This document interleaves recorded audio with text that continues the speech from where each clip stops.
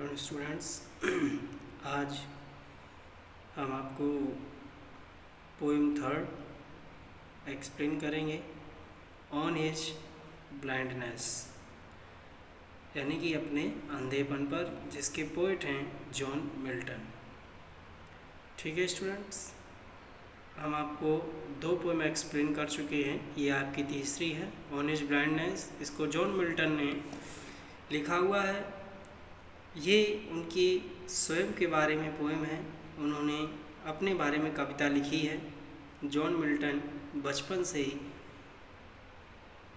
लेकर के अपनी जो आधी उम्र थी, आधी उम्र में उनकी आँखों की रोशनी चली गई और वो अंधे हो गए थे। तो देखिए वो क्या कह रही है। When I consider how my light is spent, when means जब, I consider मैं विचार करता हूँ, how किस प्रकार my light मेरी आँखों की रोशनी is spent चली गई है। जब मैं सोचता हूँ, मैं विचार करता हूँ कि मेरी आँखों की रोशनी चली गई है। era मीन्स पहले, half my days का मतलब होता है कि मेरी आधी उम्र में, मेरी आधी उम्र में मेरी आँखों की रोशनी चली गई है। In this dark world and wide, इस अंधकारपूर्ण बड़े और विस्तृत संसार में। तो मुझे बहुत दुख होता है, यानी कि जब मैं सोचता हूँ कि इस बड़े से अंधकारपूर्ण और विस्तृत संसार में मेरी आँखों की रोशनी मेरी आधी उम्र में चली गई है। जब मैं विचार करता हूँ, सोचता हूँ, तो मुझे बहुत दुख होता है। एंड दैट वन टैलेंट, और वह गुण, एक गुण जो is death to hide, which means जिसे इज़ डेथ मृत्यु के समान है, टू हाइड मीन्स छुपाना, यानी कि ऐसा एक गुण जो मेरे अंदर है उसे छुपाना मृत्यु के समान है। हाइड मीन्स होता है छुपाना। Lost with me useless, lost means होता है बेकार, पड़ा हुआ या मुझ में है। विथ मी यूजलेस बेकार, यानी कि जो मुझ में बेकार पड़ा हुआ है। लॉस्ट का मतलब है पड़ा हुआ है या है। दूसरा है दो माई सोल मोर बेंट, दो यद्यपि मेरी सोल यानी कि मेरी आत्मा मोर बेंट अत्यधिक दुखी है। टू सर्व सेवा करना चाहती है। Dear with my maker, my maker means मुझे बनाने वाले की, यानी कि ईश्वर की।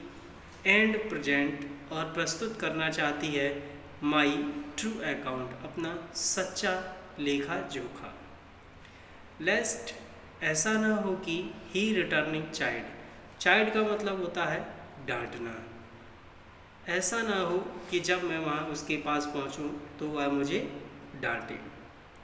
Doth God exact day labour, और उसे लगता है कि कहीं ऐसा ना हो गॉड ईश्वर एग्जैक्ट डिलीवर उससे मेहनत करवाए, यानी कि लाइट डिनाइड, जो अंधे व्यक्ति हैं, जो नेत्रहीन व्यक्ति हैं, ऐसा ना हो कि ईश्वर उनसे मेहनत कराए। आई फॉन्डली आस्क, मैं प्रेम से या प्रेम पूर्वक यह बात पूछना चाहता हूँ कि कहीं ऐसा तो नहीं होता है कि ईश्वर नेत्रहीन लोगों से परिश्रम करवाता है।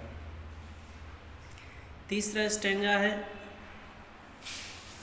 बट पेशेंस, लेकिन मेरा धैर्य टू प्रिवेंट मीन्स मुझे रोक लेता है।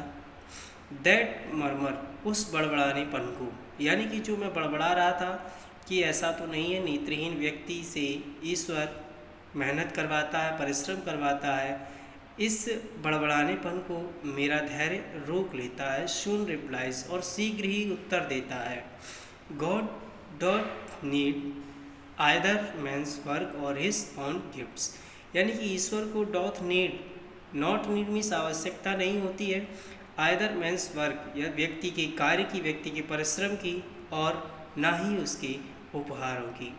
हु बेस्ट, जो व्यक्ति हिज बियर हिज माइल्ड योग, माइल्ड मीन्स सहन कर लेता है, योग मीन्स बोझ। वैसे योग का मतलब होता है एक प्रकार की रस्सी जो बैलों के कंधे पर रखी जाती है, यानी कि बोझ, यानी कि जो व्यक्ति बोझ को आसानी से सहन कर लेता है, दे सर्व हिम बेस्ट, वही ईश्वर की सेवा अच्छे से कर लेता है। ये जो स्टेंजा है आपका, ये स्टेंजा इम्पोर्टेंट है, इम्पोर्टेंट स्टेंजा है ये। हिज स्टेट इज किंगली, उसका जो राज्य है इस किंगली, बहुत बड़ा है, वह एक राजा के समान रहता है। थाउजेंड्स मीन्स हजारों नौकर एट हिज बिडिंग, उसकी आज्ञा पर, स्पीड मीन्स दौड़ते हैं। And post over land and ocean, यानी कि लैंड मीन्स धरती पर एंड ओशियन मीन्स समुद्र में, और उसकी आज्ञा पर हजारों नौकर समुद्र में और धरती पर यानी कि पृथ्वी पर इधर उधर दौड़ने लगते हैं, विदाउट रेस्ट, बिना कोई आराम किए। दे ऑल्सो सर्व, वे भी अच्छे से सेवा करते हैं। Who only stand and wait, जो मेहनत करते हैं, परिश्रम करते हैं और अपने फल की प्रतीक्षा करते हैं, वो भी ईश्वर की बहुत अच्छे से सेवा करते हैं। ठीक है स्टूडेंट्स, आपकी 3 पोएम कंप्लीट हो गई हैं। तीनों को पढ़ें और इनका अर्थ अच्छे से समझें। ये तीनों पोएम जो हैं आपकी इम्पॉर्टेंट पोएम हैं और तीनों में मैंने आपको बताए हैं इम्पॉर्टेंट स्टैंजाज। इन इम्पॉर्टेंट स्टैंजाज को अच्छे से पढ़ लें और पोएम को भी अच्छे से पढ़ लें। ये पोएम जो है आपकी बहुत ही इम्पॉर्टेंट पोएम है। ठीक है स्टूडेंट्स, थैंक यू।